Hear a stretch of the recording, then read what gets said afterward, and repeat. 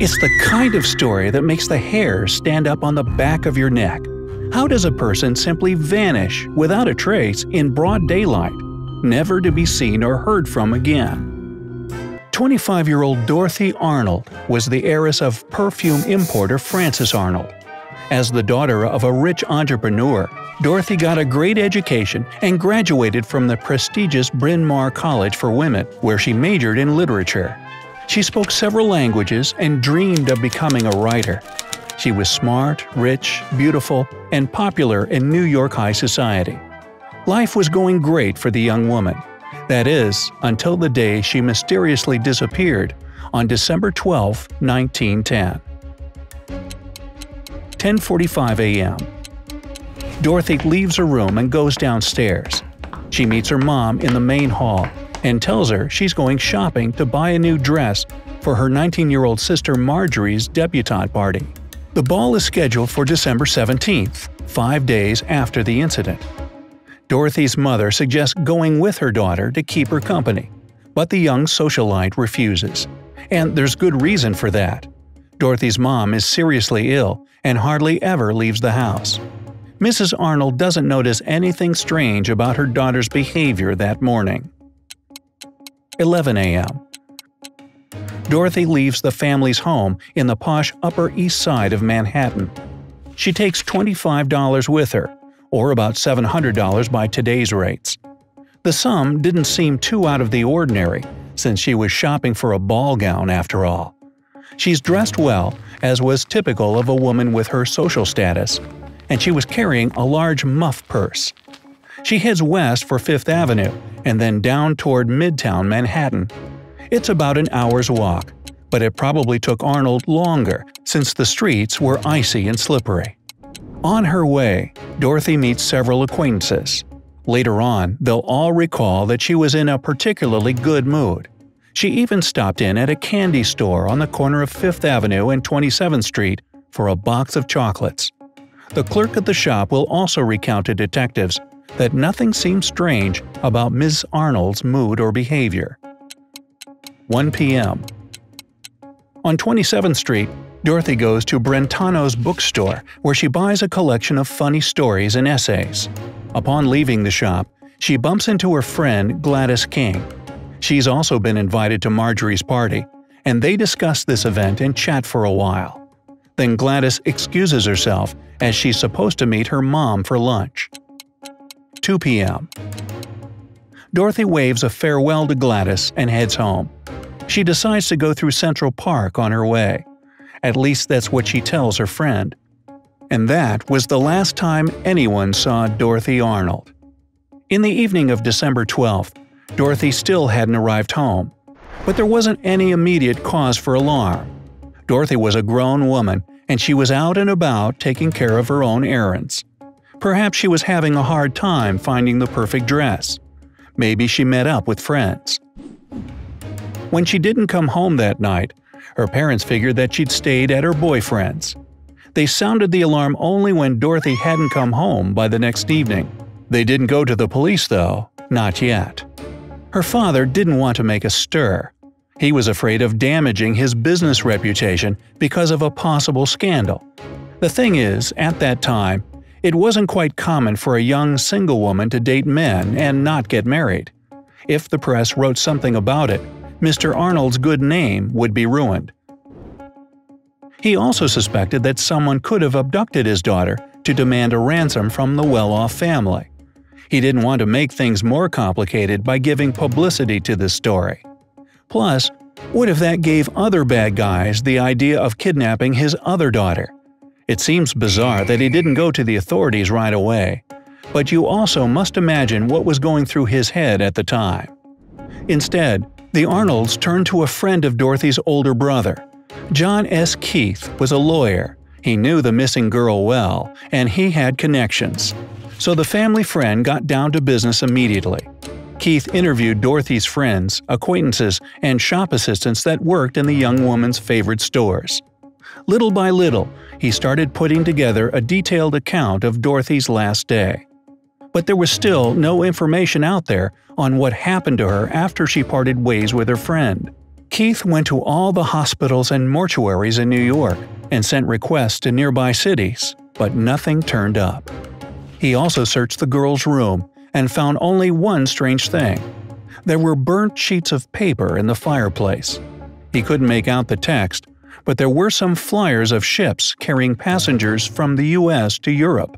It looked like this investigation would require more manpower, so Keith recommended the family hire a famous private detective agency called Pinkerton. Detectives checked passenger lists of all ships that were going to Europe. Their contacts across the Atlantic kept an eye out for a woman arriving by ship and matching Dorothy's description. Again, nothing was found. However, the young woman's boyfriend, George Griscom Jr., was in Europe at the time. Dorothy had met the 42-year-old Philadelphia native while she was in college. In December 1910, he was on vacation in Florence with his family. Perhaps the pieces of this puzzle were finally falling into place. Dorothy's parents had always been against her relationship with Griscom, so maybe the two went to Europe to secretly elope. The Arnolds sent a telegram to Griscom, asking him what he knew about their daughter's whereabouts. He answered that he knew nothing. This reply didn't satisfy them, so on January 16, 1911, Dorothy's mother and brother came to the hotel in Florence where Griscom was staying to talk to him face to face. The girl had been missing for over a month by then, and her brother lost his nerve. He threatened bodily harm if Griscom didn't tell the truth. But he kept saying he didn't know where Dorothy was or what had happened to her. He also showed concern about her well-being. In his opinion, she might have decided to end her life. As proof of that, he showed them a letter she'd recently written to him. In it, she described how distressed she felt because she kept getting refusals from literary magazines that wouldn't publish her writing. The letter did indeed sound grim. "Failure stares me in the face. All I can see ahead is a long road with no turning. Mother will always think an accident has happened." But that version seems too far-fetched. The girl was ambitious and was looking for popularity. She'd hardly be so discouraged by her unsuccessful literary attempts to harm herself. Dorothy's brother looked through the letters that Griscom had kept and decided that they didn't contain anything that could be useful in this investigation. 6 weeks after his daughter's disappearance, Francis Arnold finally gave in. He invited journalists for a press conference and assumed that she'd been attacked while on her way home through Central Park. Seems unlikely that a popular and easily recognizable woman could be attacked in broad daylight without any witnesses seeing anything, but you never know. In any case, the police then joined the search. They did a thorough investigation, checking every square foot of Central Park. And still, no traces of Dorothy were found. They also verified George Griscom's alibi. A lot of eyewitnesses could confirm that on December 12, 1910, he wasn't even in the U.S., let alone in New York. Not a single shred of evidence that Griscom was connected with Dorothy's appearance was ever found.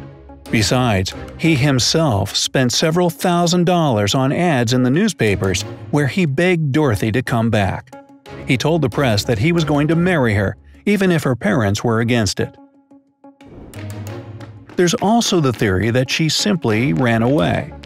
It was known that she had been feeling particularly down about the magazine refusals. In fact, it's believed that the burnt papers in the fireplace that had been found in the early days of the investigation were letters of refusal. Had the money she'd taken for a ball gown been really meant for a secret escape? The day before her disappearance, she'd also taken an additional $36, that's $925 by today's rate, to supposedly have lunch with some friends. Together with the dress money, she'd have around $1,500 to start a new life. But that's highly doubtful as well. Why would a rich socialite decide to abandon her friends, family, and home just because she was having a hard time kickstarting her writing career? Besides, the day of her disappearance, she wasn't carrying any bags big enough to fit clothes inside. And even if she could fit some in her purse, none of her outfits were missing from her room. All witnesses say she wasn't acting strange or secretive the day of her disappearance, so by all accounts, the woman just vanished. Dorothy's father finally concluded that she died as a result of some accident, although no body was ever found. Unfortunately, despite what would have been over $2 million spent searching for their daughter, Dorothy's family never did find her. The mystery is still unsolved more than 100 years later. Alright, it's your turn. Which theory about Dorothy Arnold's disappearance do you think makes the most sense? Let me know down in the comments. If you learned something new today, then give this video a like and share it with a friend. But don't you disappear just yet! We have over 2,000 cool videos for you to check out. All you have to do is pick the left or right video, click on it, and enjoy. Stay on the bright side of life.